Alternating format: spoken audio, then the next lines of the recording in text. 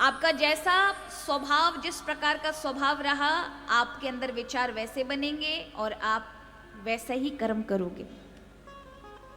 इसलिए कहा जीवन में सात्विक विचार के लिए आपको सत्वपूर्ण बनना पड़ेगा, क्योंकि हम सभी के जीवन में या तो तामसिक विचार बहुत ज्यादा होंगे क्योंकि स्वभाव तामसिक है, या राजसी विचार ज्यादा होंगे।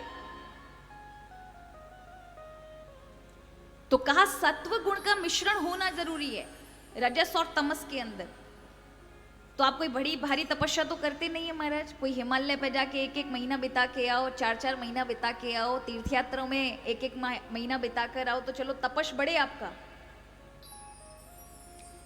पर जब आप व्रत उपवास रखते हैं तो ये व्रत में सक्षमता है कि आप जब एक भी दिन या आधा दिन का भी भोजन त्याग करते हैं तो उससे मानसिक बल में ऊर्जा प्राप्त होती है, इच्छा शक्ति का वर्धन होता है, सात्विक आहार लेना होता है, मन प्रभु में लगा होता है, तो फिर मन में अच्छे विचार, सत्व स्वभाव आता है, उससे सात्विक विचार, अच्छे मन में विचार उत्पन्न होंगे, कर्म अच्छे हो जाएंगे, जीवन में अचानक बदलाव हो जाएगा।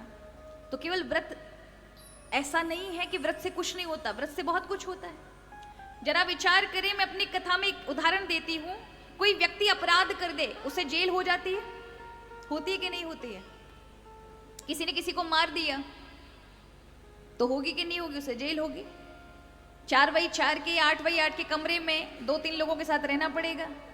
अब कितना मन करेगा उसका कि बाहर निकलूं, ये सलाखों के अंदर क्यों बंद हो गया, जेल में क्यों बंद हो गया? लेकिन आप बताइए, साधु महात्माओं को कौन कहता है कि गुफा में बंद हो जाओ? 4-4 महीने, 2-2 महीने, 3-3 महीने अपने आप को बंद कर लेते हैं, उनको किसी ने नहीं कहा। ये व्यक्ति तो उसमें रहने के बाद भी, जेल में रहने के बाद भी बाहर निकलने की कोशिश में, क्योंकि वो दुख समझ रहा है। लेकिन दूसरी ओर वो साधु, जिसने किसी ने उसको दबाव नहीं किया अपने ऊपर, उसने खुद पे संयम डाला है,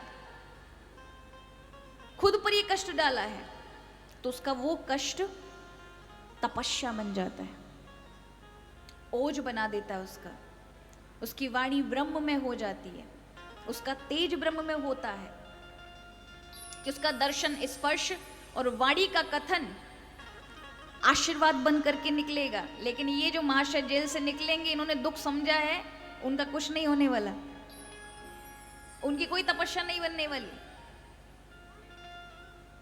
इसलिए कहा असर होता है। अवश्य नवरात्रि, एकादशी, भोला चौदस यानी शिव चतुर्दशी हम रखते हैं, अवश्य रखें इन सभी को, व्रतों को।